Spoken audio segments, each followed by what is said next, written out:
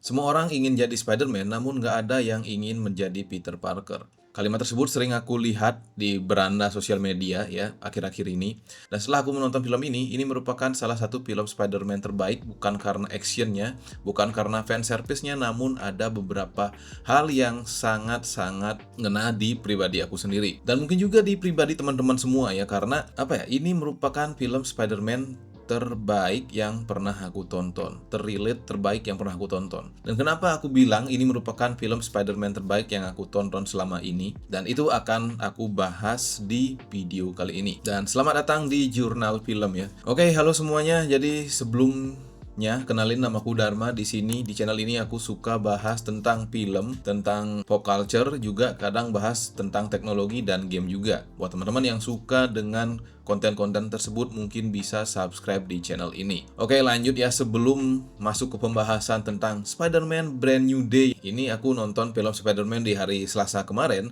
dan itu mendapatkan promo. Ini bukan sponsor ya, tapi siapa tahu ada teman-teman yang ingin juga menonton dengan harga yang lebih murah di tengah ekonomi yang carut-marut ini. Ini aku dapat tiket di harga 27.000 ya, plus pajak ya. Kalau di aplikasinya di 25.000. Dan aku nonton di Cinepolis dengan harga tersebut dan khusus untuk hari Selasa. Entah promonya masih berjalan setelah video ini dirilis atau enggak, aku nggak tahu, tapi ini merupakan bisa dibilang promo worth it lah gitu. Oke, balik lagi ke film ya. Ini bukan review secara teknis, namun ini murni opini jujur setelah aku nonton. Dan aku kasih tahu dari awal, kemungkinan ini adalah spoiler konten.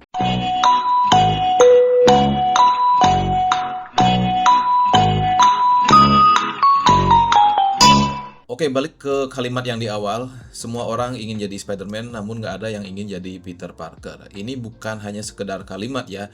Ini poin utama yang bikin aku mikir ya setelah menonton film ini. Nah, kalau aku lihat setelah nonton filmnya, itu orang ingin kerennya aja.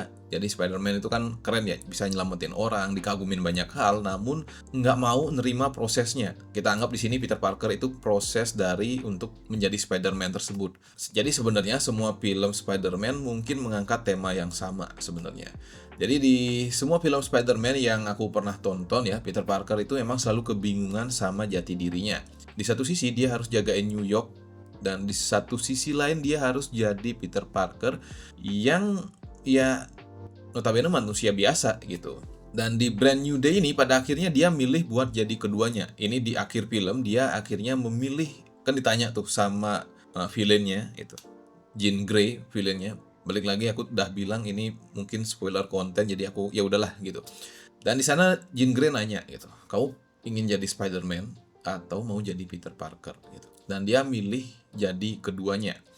Dan di satu sisi akhirnya menjawab konten-konten yang banyak berseliweran di internet. Aku nggak nonton sebenarnya konten itu. Tuh aku takutnya kena spoiler. Di satu sisi itu menjawab pertanyaan, bukan pertanyaan sih, keluh kesah di konten-konten tersebut, nggak mau jadi Peter Parker tapi mau jadi Spider-Man. Dan di film ini dijawab sama Peter Parker kalau dia mau jadi keduanya. Dia mau jadi Spider-Man dan dia juga nggak masalah jadi Peter Parker gitu. Buat aku sendiri, film ini menjadi sebuah metafora di mana Spider-Man itu merupakan hasil dan Peter Parker itu merupakan usaha yang harus dilakukan untuk mendapatkan hasil tersebut. Jadi nggak bisa dipisah antara Spider-Man dan Peter Parker itu sendiri. Dan kalau aku ibaratkan sendiri, kita kalau pengen suatu hasil misalnya, untuk mencapai hasil tersebut, ya mau nggak mau kita harus berusaha juga gitu.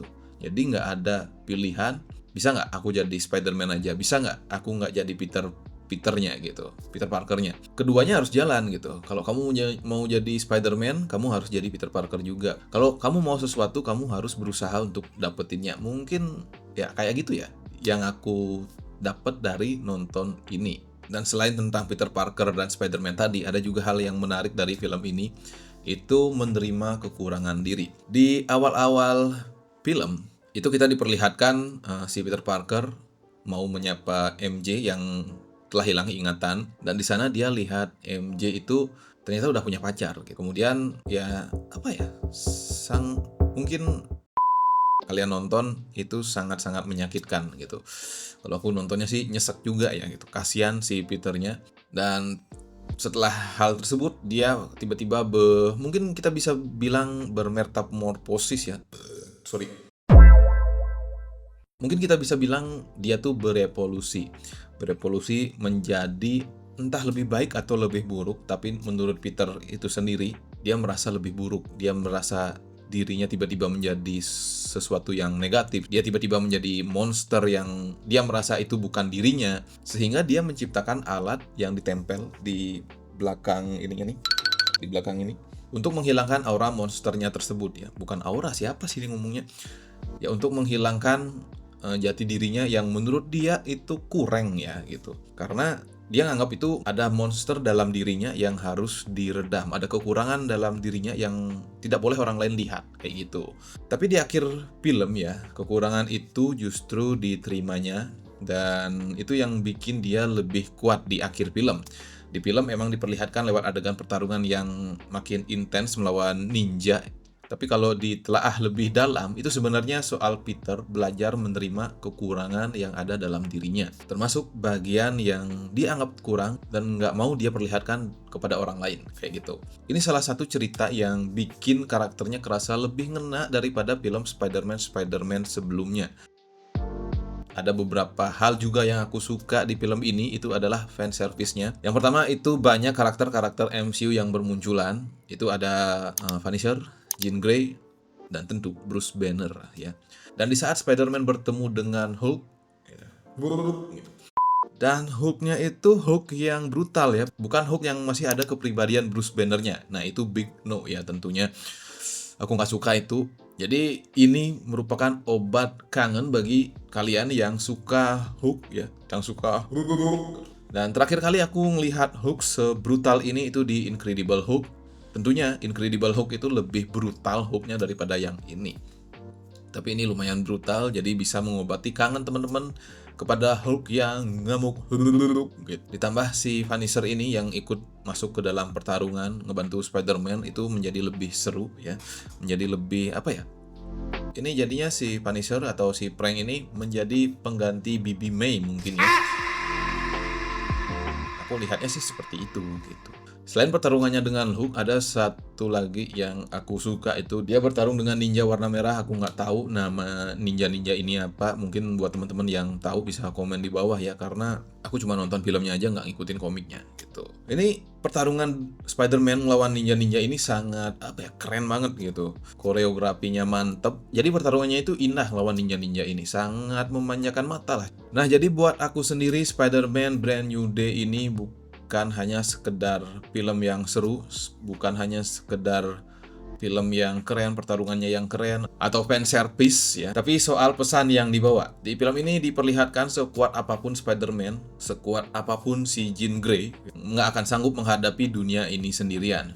Dan itu yang bikin film ini kerasa lebih dari film superhero lainnya, ataupun mungkin Spider-Man lainnya juga.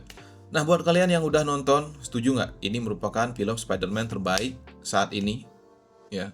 Walaupun mungkin banyak yang komen nanti, oh nggak, ini Spider-Man terbaik, Spider-Man yang kemarin, yang ada 3 itu baru Spider-Man terbaik. Setuju atau nggak? Coba komen di bawah, nanti kita diskusi bareng-bareng di kolom komentar. Dan dia, mungkin ada teman-teman kalian yang ragu nonton film Spider-Man, bisa share video ini ke teman-teman kalian. Dan jangan lupa like, komen, dan subscribe. Terima kasih telah menonton video ini sampai akhir. Thank you semuanya.